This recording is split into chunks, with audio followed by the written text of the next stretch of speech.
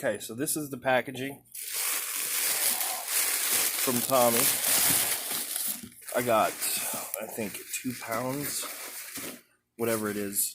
It's like 163 grams or something of what is essentially matrix pumice stone. It was $2. Can't beat it. I mean, I paid $30 for a bucket that's got probably 4 times as much as this. So if I'd have bought like 4 or 5, but I spent $20, I'd have got more than that bucket, a lot more than that bucket, probably twice as much as that bucket. And this is the reactor that he's got. I'm going to use this reactor on my 40 because the Sarah 500 is just, it's burning up my CO2. And since I already hooked one of these up to my 20, it's saving so much CO2, it's unreal. So I'm going to do a little video on how to set this up, how to put it together, and yeah. Okay, so this is the reactor. I've seen a lot of people on Facebook.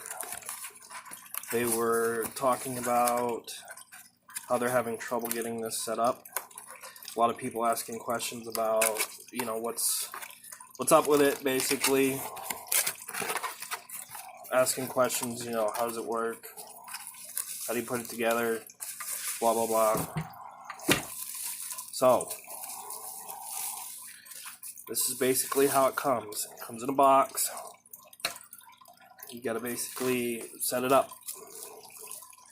Everything comes with it that you'll need. Most of the stuff is inside.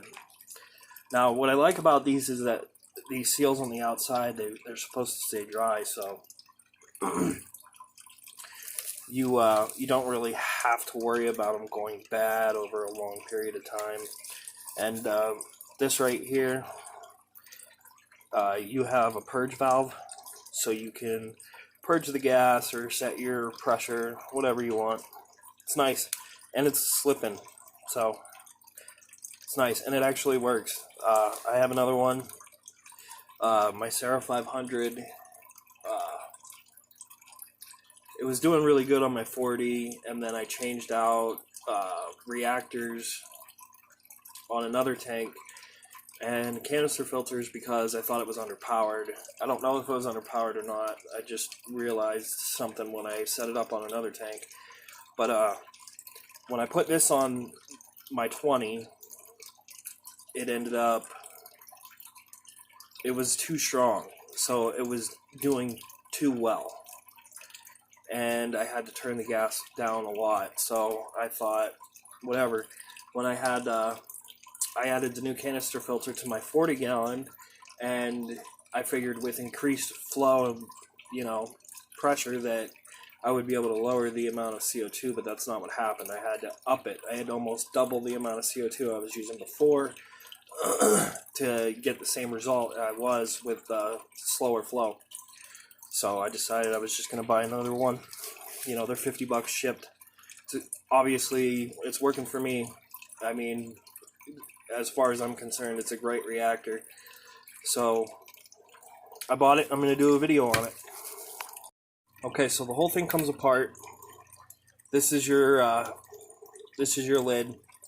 Screw it down, and it kind of clamps in place, and it holds this centerpiece down. And then you have this tube here for your output. This will be the part that goes into your tank. That way, less bubbles get down into the bottom of the reactor, so you have less bubbles getting into the tank, higher dissolution rate, etc., etc. So this is underneath. My original mistake on my first one was that I had this facing outside towards the wall, thinking that the cyclone and breaking up bubbles when the gas pocket gets big enough is what made this work. But I was wrong. So what I was doing when I took it apart, you want to face your input straight over your your CO2 port.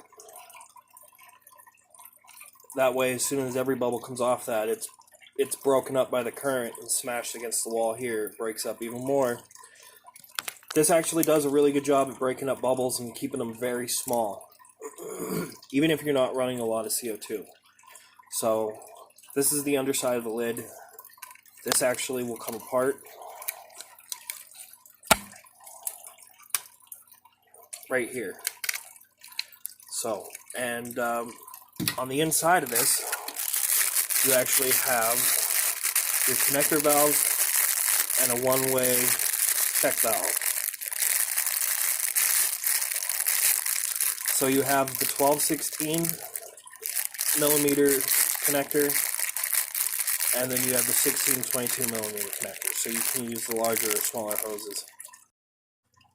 Okay, so when you buy this, this is what you get.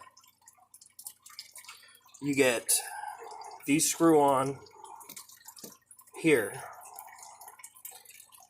whatever size you want for your hose. These just press fit against the seal, and it creates a nice seal. So whatever size your tubing is,